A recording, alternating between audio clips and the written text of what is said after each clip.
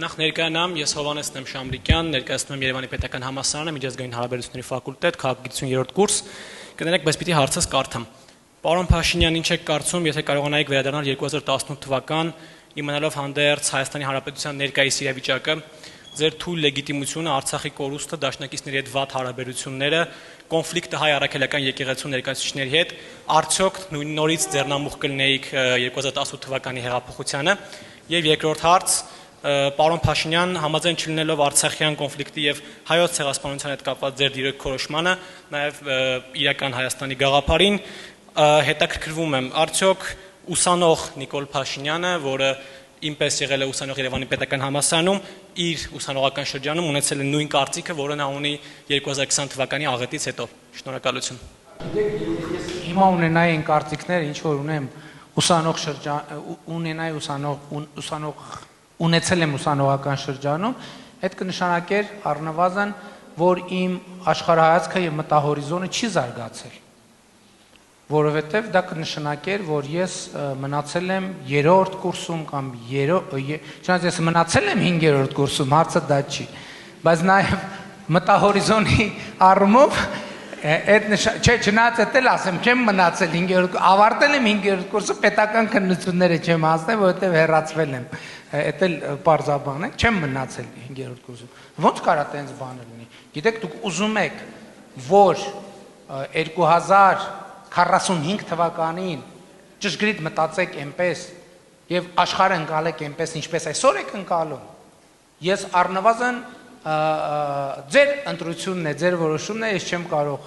բայց առնվազն ես կխնդրեմ այդ դիտանկյունից մտածել։ Դուք, ես ճիշտ հասկացա, այդ նախադասությունը ճիշտ լսեցի, թույլ լեգիտիմություն։ Այո։ Գիտեք,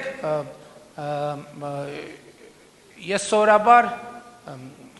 իմ եւ կառավարության հասցեին ասված բաները տենց շատ սուր չեմ հակազդում, ոնց, ես փորձում եմ մտածել, բայց այն թեզնա, որը բացարձակապես չի կարող արդարացվել, որովհետև ես չեմ կարծում, թե 1991 թվականից էսկոմ Հայաստանում եղել է ավելի լեգիտիմ իշխանություն։ Ընդ որում, ես ձեզ հետևյալը ասեմ, ես 2021 թվականին մենք գնացինք արտահերթ ընտրությունների։ Ինչու՞, որովհետև ես զգում եմ, որ պատերազմից հետո այդ լեգիտիմությունը առնվազն հարցականի տակ է դրված, եւ ես չեմ կարող շարունակել լինել վարչապետ, եթե համոզված չլինեմ, որ ժողովուրդը դա թույլ է տալիս։ Եվ հենց այդ լեգիտիմության խնդիրը լուծելու համար, որ մենք գնացել ենք ընտրությունների։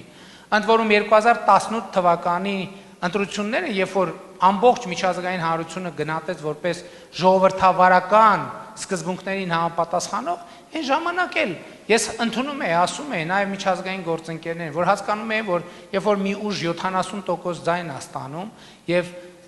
առաջին անգամ ի վերջո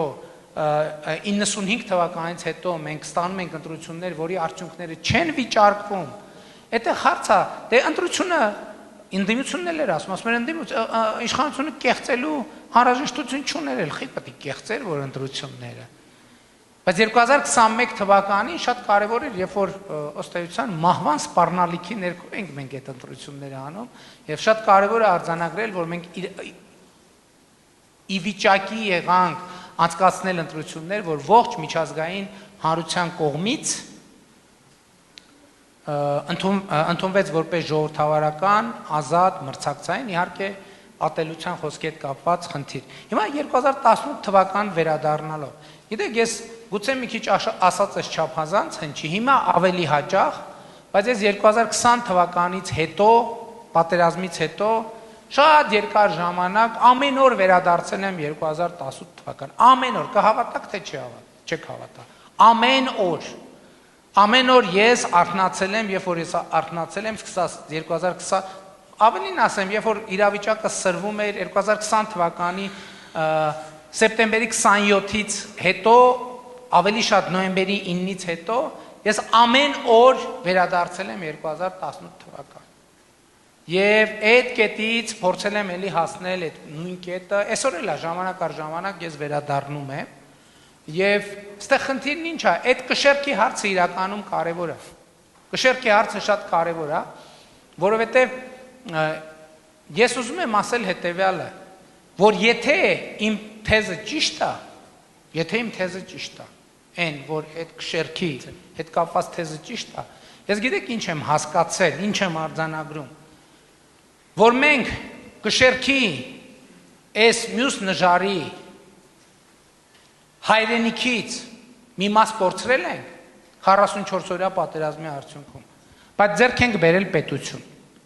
որը ավելի ինքնիշխան է, որը ավելի անկախ է, որը ավելի ինքնուրույն է, եւ ես չեմ ուզում, որ այս թեզը հնչի որպես էլի գեղեցիկ ձևակերպված նախադասություն։ Այլ ուզում եմ կոնկրետ օրինակով ասել։ Իսկ մինչև Ես ավարտեմ 2025 թվականի մարտի 1-ը այն օրն է, որի դրությամբ Հայաստանի Հանրապետության բոլոր սահմանային անցման կետերում ծառայություն են իրականացնում Հայաստանի Հանրապետության սահմանապահ զորքերը։ Թվում է թե շատ տրամաբանական բան է, չէ՞, ինչ կա մի հատ էլ զարմանալու, որ մի հատ էլ գլուխ ենք գովում, անկախ պետություն է, բնականաբար մեր սահմանին պետքա կանգնի մեր սահմանապահները։ Այդ որոշումը ես եմ կայացրել, ես կայացրել եմ 2024 թվականին։